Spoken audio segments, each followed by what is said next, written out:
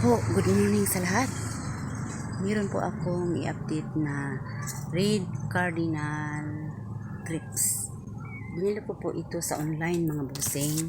Ito, nagkataasan na po ang kanyang cordon mula sa kanyang stem. Ito, mula sa kanyang stem mga busing. Ito, gumagapang po siya ng palayo. Mataas na po siya mga busing. Hindi ko pa pinunay mga busing kasi nagsigip na panay pa ng ulan dito sa amin mga busing. So sabi ng iba, di daw pwede na mag-pruning po kayo ng mga grapes kung mag-ulan. So hinintay ko ng ang ulan, hindi po sila ulan araw-araw. Ito mga busing, pruningin ko ito mga busing, saka naman magbunga po siya, magbiring po siya ng bunga.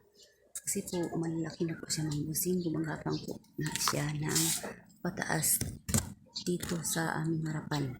So, ito mga busing, grabe. Malaki na po ang kanyang mga cordon. Na sana mga busing, magbigay siya ng mga bunga para naman makinabangan natin, no? Kasi po, binili ko po ito sa online Shopee. 4 na piraso at ito lang po ang nag-survive na buhay mga busing. Ito lang, sharing is caring. Love you.